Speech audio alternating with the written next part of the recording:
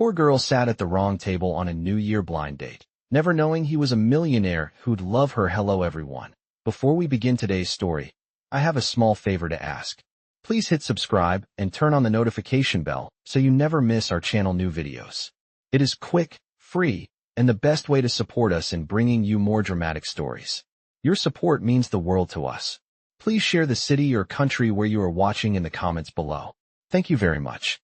The restaurant hums with low voices and the gentle clink of plates as warm light settles over white tablecloths and polished glasses, the kind of place that feels expensive even before you look at the menu. Outside, winter air presses against the windows, and inside, the countdown to midnight hangs in the air like a held breath.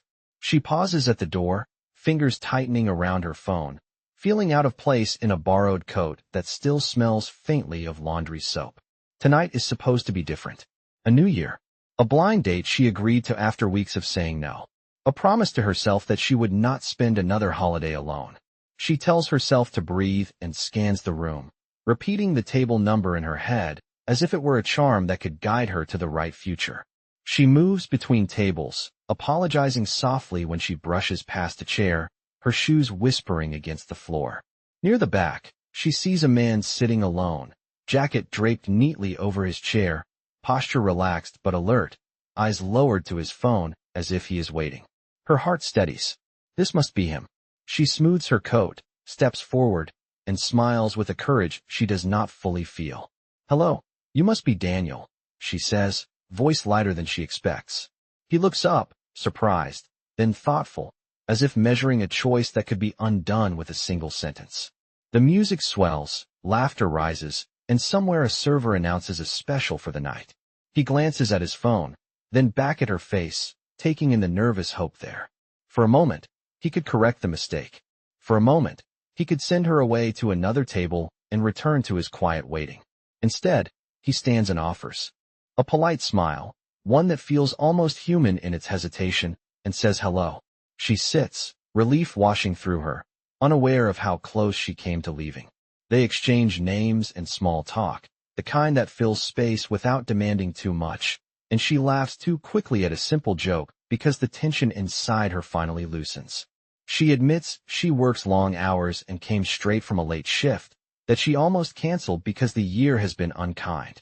He listens without interrupting, eyes steady, asking questions that make her feel seen rather than examined. When she asks what he does, he answers simply that he works in technology, nothing fancy, and she nods as if that explains everything. Around them, couples lean closer, glasses lift, and the room begins to buzz with anticipation for midnight. She does not notice the weight of the watch on his wrist or the ease with which the staff greets him in passing. She only knows that for the first time in a long while, the new year does not feel empty. As the clock inches closer to midnight, she wonders if sitting at this table, with this stranger who feels unexpectedly familiar, might be the first good mistake of her life. The minutes after midnight pass quietly, and when the crowd thins and the staff begins to clear tables, she realizes how late it is and how light she feels, as if the pressure she carried into the room has loosened without her noticing. Outside, the cold bites her cheeks, and she pulls her borrowed coat tighter as they step onto the sidewalk together. She almost apologizes for staying so long, but he shakes his head and says he was glad for the company, and something about the way he says it makes her believe him. They stand under a streetlight, snow piled along the curb, and she hesitates before asking if he would like to walk for a bit. She is not ready for the night to end, not yet. He agrees easily, hands in his pockets, matching her pace as they head down the block. As they walk, she explains why she said yes to the blind date in the first place, how the year behind her felt like a long tunnel with no clear exit. Rent went up again. Shifts were cut. Her savings account never seemed to grow no matter how carefully she planned. She laughs it off, but the truth slips out anyway, that she was tired of feeling invisible while everyone else celebrated milestones she could not reach. He listens without offering advice, and that somehow feels kinder. When she asks why he agreed to meet a stranger on the first night of a new year, he pauses longer than before and says he needed a reminder that life could be simple, that not every conversation had to carry weight. She does not know how much he is leaving unsaid, but she senses the distance behind his words. They stop at a small park, benches dusted with snow, the city quieter now. She sits and rubs her hands together for warmth, and he offers her a pair of gloves from his coat pocket, worn but clean. She thanks him and notices how careful he is with small gestures, how he waits for her to speak rather than filling the silence. She admits she almost turned back at the door of the restaurant, that she told herself one more year alone would not hurt, but she was wrong. Saying it out loud makes her throat tighten. He tells her that choosing to show up is never a small thing, and she feels seen in a way she did not expect from a stranger. When they part, it is with an exchange of numbers and an unspoken understanding that this was not just a holiday accident. Walking home, she replays the evening, the ease of it, the absence of judgment. Her apartment is dark and quiet, the heat uneven, but she does not mind as much tonight. She counts the bills on her kitchen counter, calculating what she can afford, the familiar anxiety creeping back in. Tomorrow, she will have to call her landlord. Tomorrow, she will pick up extra shifts if they are offered. The new year does not magically solve anything. She knows that. But as she sets her phone down and notices his name on the screen, she feels a cautious hope. Across the city, he stands in his own quiet space, looking out at lights that stretch for miles, thinking about how easily she spoke of her struggles, how little she asked of him. He tells himself that tonight was simple, that it should remain that way, even as he knows the distance between their worlds could not stay hidden forever. For now, though, he allows himself the thought that meeting her, by mistake, might have been exactly what he needed to face the year ahead. The days that follow feel quieter but heavier, as if the glow of the first night has settled into something more serious. She wakes early before her shift, the sky still pale, and sits at the small kitchen table in her apartment where the heater rattles and the window lets in a thin draft. She pulls out a worn notebook she keeps tucked beneath a stack of mail and unpaid notices. Every year on the first morning of January, she writes a letter to the person she hopes to become by the end of the year. It is a ritual she started when she was younger, back when believing felt easier. She smooths the page and begins to write slowly, choosing each word with care. She writes about wanting stability, about wanting to feel proud when she looks at her life, about hoping to meet someone who sees her effort before her circumstances. She does not mention his name, but his presence lingers between the lines. When she finishes, she folds the page and slips it back into the notebook, then reaches into her coat pocket and takes out an old bus ticket. The edges are soft from years of handling. It reminds her of a time when she took a chance on leaving a job that made her feel small. She keeps it as proof that she can survive change.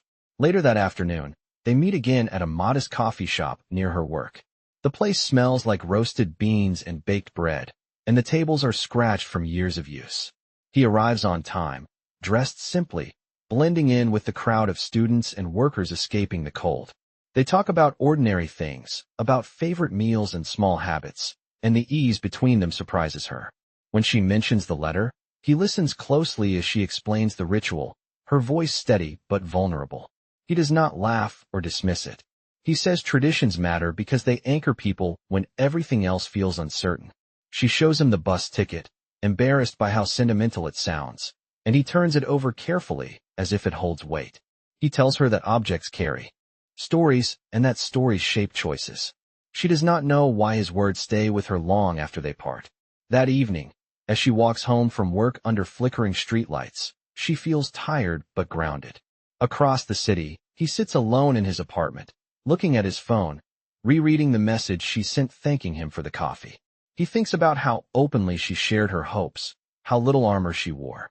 In his world, people guard their intentions carefully, but she laid hers out without strategy. He wonders if he should keep his distance, if staying honest about his own life without revealing everything is a line he can walk. The next morning, she finds a short message from him wishing her a good day and reminding her to believe in the words she wrote to herself.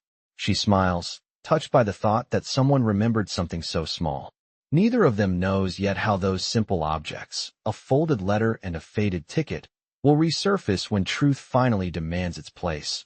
But for now they continue forward, unaware that the seeds planted in these quiet moments are already beginning to grow. They meet again as the city settles back into its routine, days after the holiday lights come down and the sidewalks return to their usual rush.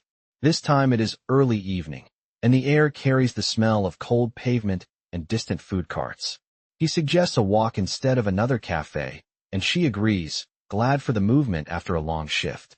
They stroll along a familiar avenue where storefronts glow and traffic hums, their steps falling into an easy rhythm. She tells him about the small victories of her week, an extra shift that helped ease her worries, a customer who thanked her for listening when no one else would. He shares lighter pieces of his life, projects that keep him busy, the satisfaction of solving problems, careful to keep his world framed as ordinary. As they walk, they pass a public square where workers are taking down the last decorations from the New Year celebration. The empty stage and coiled lights remind her of that first night, and she pauses, watching a few couples linger as if unwilling to let the season go. He notices and asks what she is thinking, and she admits that the moment at midnight felt strange. In its simplicity, how they stood close without rushing toward anything. She says it felt honest. He nods, relieved that she felt the same. They sit on a low stone wall, breath visible in the cold, and for a while they talk about nothing that matters and everything that does. She asks him what he wants from the year ahead, and he hesitates before answering that he wants clarity, a chance to make choices without noise. She tells him she wants steadiness, not luxury, just a life where effort leads somewhere. The square grows quieter as evening deepens, and she pulls her coat tighter. He offers to walk her home, and she accepts. At her building, she lingers, unsure how to end the night. He thanks her for trusting him with her hopes, and she surprises herself by reaching out and touching his arm, a small gesture that carries more meaning than words. They do not kiss. Instead, they share a look that feels like a promise neither has spoken. As he walks away, she watches until he disappears into the crowd, her heart full and uncertain. Later that night, she opens her notebook again and reads the letter she wrote, noticing how the words already feel closer than they did that morning. Across town, he stands by his window, phone in hand, replaying the evening, aware that the space between them is narrowing even as the truth he carries waits patiently for its moment. Neither of them knows how long this fragile balance can last, but for now they choose to stay within it, letting the quiet of a winter night hold what they are not yet ready to say. The weeks slip by with a quiet rhythm that surprises her, and what began as a single mistaken night turns into something that feels almost steady.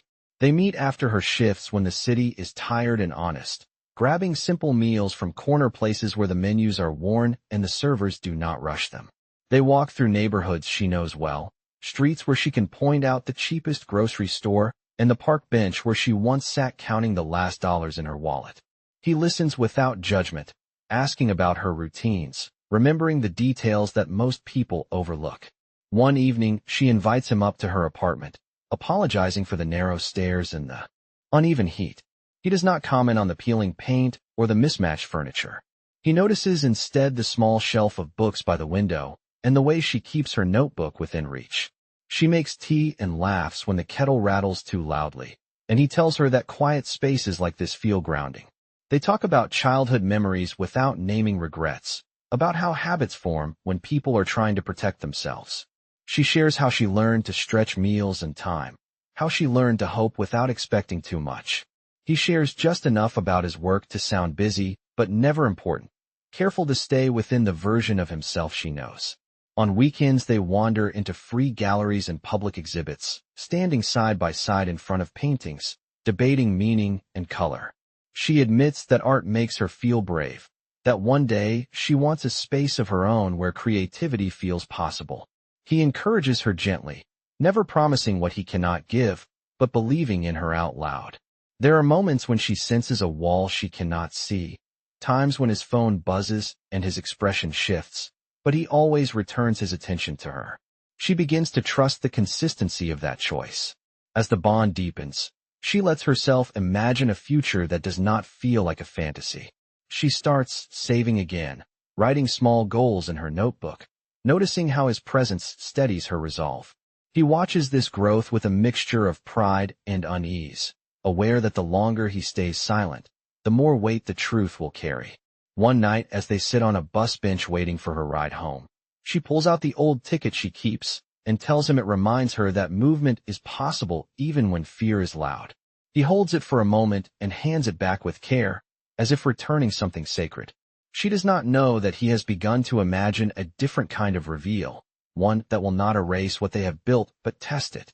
For now, they choose the simplicity of shared time, building a connection rooted in kindness and patience, unaware that the calm they cherish is the final stretch before everything changes. The day arrives quietly, like so many others before it. The city hums in its usual pattern, the cold weather pressing against the windows of her apartment as she prepares for another shift. She has grown accustomed to the feeling of time passing in this unremarkable way. Yet today, something in the air feels different. A weight she cannot quite name lingers between them, and she knows instinctively that something is shifting, something neither of them has fully acknowledged. As the evening unfolds, they meet at the small cafe they have come to frequent. Their routine is familiar, yet today it feels fragile, like a glass object teetering on the edge of a table. He arrives late, his expression more serious than usual, and she immediately senses the change. She greets him with a smile, but it falters when she notices the unread messages on his phone, his silence deeper than it has ever been before. They sit in silence for a moment, the hum of the cafe around them, until he finally speaks, his voice low and uncertain. He tells her that there are things he hasn't been honest about, things about his life that he has kept hidden. She listens, her heart skipping a beat, as he slowly unravels the truth. He is not just a man working in tech, not just someone passing through her life on a whim. He is Liam Parker, a name that holds weight in boardrooms and financial circles, a man who has built an empire but has kept it all hidden from her. She blinks, trying to process the words, feeling the ground beneath her shift as her mind scrambles to make sense of the revelation. She wants to speak, to ask why he didn't tell her sooner, but the words catch in her throat. He continues, his eyes never leaving hers, apologizing for the lies, for not being truthful from the beginning. He tells her that he never intended for it to go this far, that meeting her felt like a chance at something real, something he didn't know he was missing. But now, he is afraid that the truth will ruin it all. She is quiet for a long time, her mind racing, her heart torn between anger and something else, something softer that she cannot name.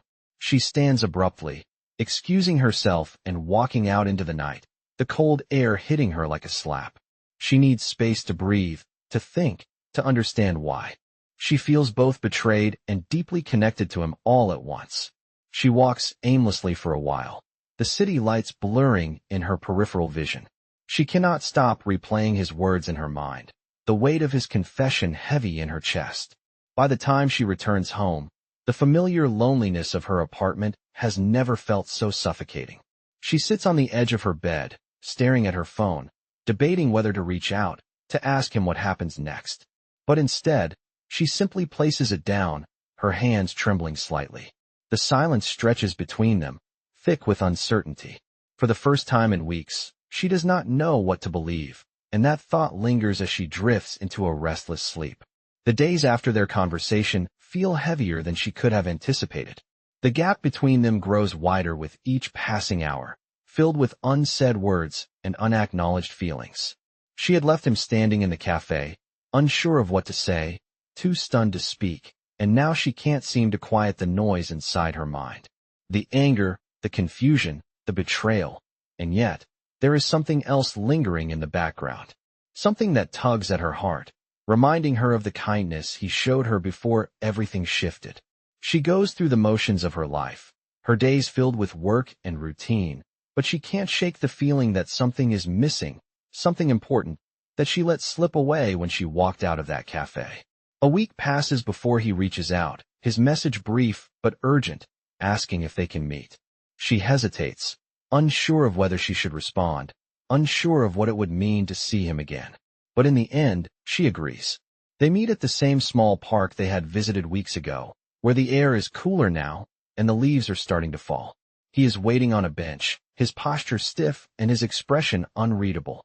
She approaches, heart racing in her chest, not knowing if she should expect an apology or an explanation.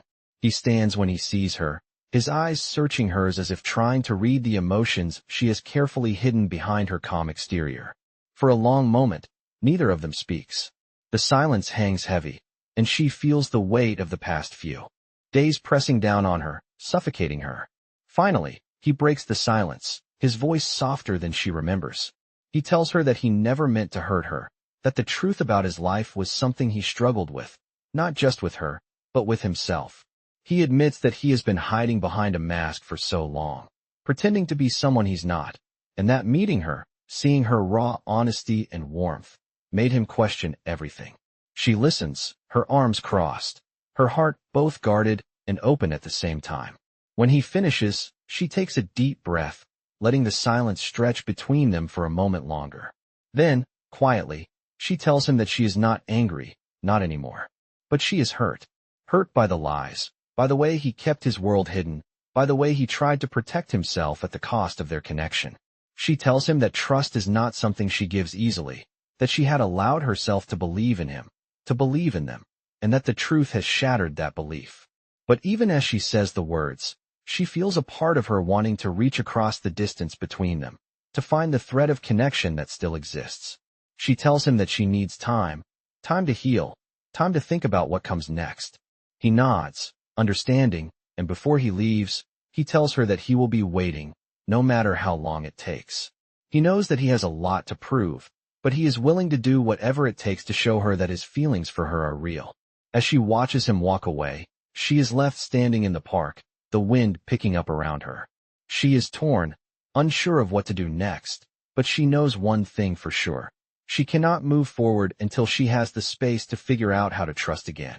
Weeks pass, and each day seems to move with the same weight. She has given herself time, as promised, but the truth is harder to face than she had imagined. Every part of her feels torn between the man she knows and the man she just met, the one who had hidden so much from her.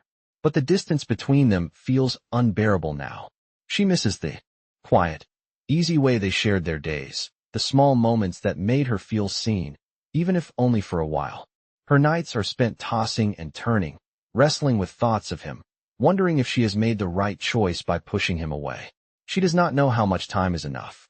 The healing she promised herself feels slow, like a flicker in the dark. One afternoon, as she walks to work, she notices a small art exhibit being set up in a local gallery.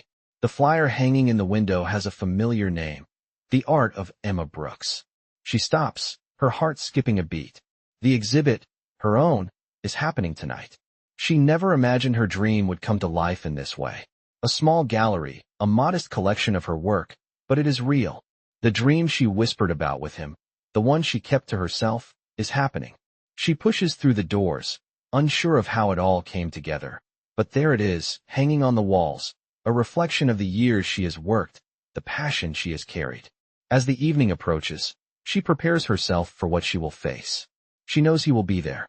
He had to know about this, and the thought of him seeing her work, seeing her in this light, makes her nervous. She had kept her distance, but now she wonders if it was the right choice. The gallery fills with people as the night unfolds, and she is there, standing in front of her own work, receiving compliments, though her mind is elsewhere. The conversation around her blurs, and then she hears his voice. He has come. He stands at the back of the room, his eyes searching the crowd until they find her. She feels her heart race as he steps closer, his presence both comforting and overwhelming. "You look incredible," he says quietly, his voice carrying a mix of awe and regret. She swallows hard, fighting the urge to turn away. Instead, she faces him, holding his gaze. "Thank you for coming," she says, her voice steady despite the nerves twisting inside. He takes a step closer, his eyes scanning the art around them, but his focus is on her. "I didn't want to miss this," he says, his words soft, sincere. "You're amazing." She looks at him, feeling the shift between them, the weight of everything that has happened, and the tension that still remains. "I didn't know if I should let you in," she admits, her voice barely above a whisper. "I was afraid of losing everything we had, everything I thought we had." He takes another step closer, his hand almost reaching for hers. "I never meant to hurt you," he says, his voice full of regret. "But I can't let you walk away without trying to make it right." She takes a deep breath, feeling her chest tighten. "I don't know if we can go back, Liam," she says softly. He shakes his head, looking at her with a tenderness that cuts through the silence. "I don't want to go back," he says quietly. "I want to move forward, with you. If you'll let me." The words hang in the air between them, filled with possibility. She stares at him for a long moment, the uncertainty in her chest slowly starting to fade, replaced by something else, something she has not felt in a long time. Hope. She doesn't know what the future holds, but in that moment, she knows that they both deserve a chance to see where this path leads. Without saying another word, she steps forward, closing the space between them. He reaches for her hand, and this time, she lets him. It is not a promise, not yet, but it is a beginning. A new beginning. Weeks later, the gallery where her work had first been displayed becomes a symbol of something more than just a collection of paintings. It becomes a place where their story has come full circle. Emma had slowly allowed herself to trust again, to believe that what she and Liam shared was not just a fleeting connection, but a real bond worth nurturing.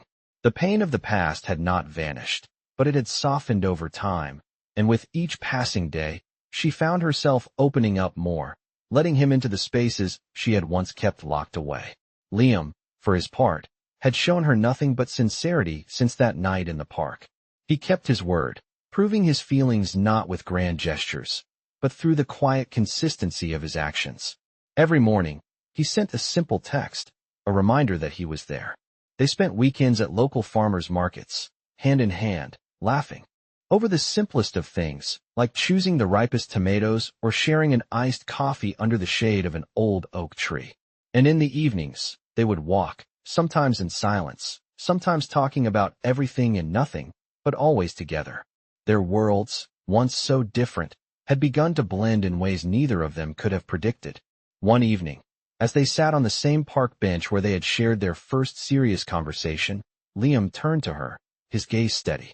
"I've been thinking a lot about what you said that night at the gallery," he said, his voice softer than usual. "About moving forward.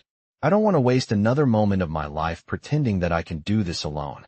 I know I've made mistakes, but I also know that I don't want to face the rest of my life without you." She felt her heart flutter, the sincerity in his voice clear, and for the first time in a long while, she felt the fear she had carried for so long begin to dissolve. "I'm not asking for anything grand," he continued, his hand gently brushing against hers. "I'm asking if you'll take the next step with me, not just as the man who was once hiding behind a mask, but as someone who wants to build something real. With you." She paused, looking at him, and then the words came easily, as if they had been waiting for this moment. "I think I'm ready," she whispered, a small smile tugging at her lips. "I think I've always been ready, but I needed to trust that we could build something real, something lasting." Liam smiled, his eyes lighting up with a mixture of relief and joy. Without another word, he took her hand, pulling her gently toward him, and as the sun dipped below the horizon, they shared a quiet kiss, one that spoke of beginnings, of forgiveness, and of the future they would face together. The journey had not been easy, and the road ahead was uncertain, but for the first time, they were both ready to walk it, side by side, together. In this touching tale of love, trust, and personal growth, we dive into the life of a woman whose journey begins with a fateful blind date and leads her to a world of unexpected revelations. This narrative, part of a collection of millionaire stories, showcases the emotional evolution between two people from different worlds.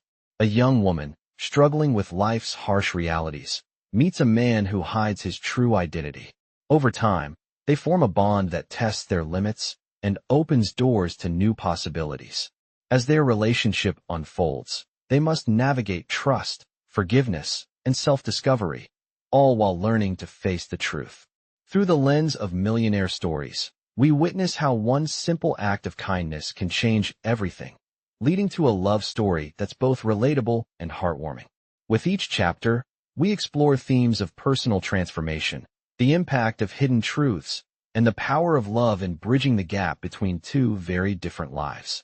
The story captures the essence of how millionaire stories often reveal the hidden complexities of wealth, identity, and human connection. As we follow this couple's emotional journey, we see how their bond deepens despite the challenges, and how the lessons learned can inspire us all. This is a story about choosing love, facing your fears, and finding strength in vulnerability. A beautiful example of the kind of transformative moments that many millionaire stories are built upon. As the final chapters unfold, we are reminded that life's greatest treasures are often found in the simplest of moments, and that true love can come from the most unexpected places.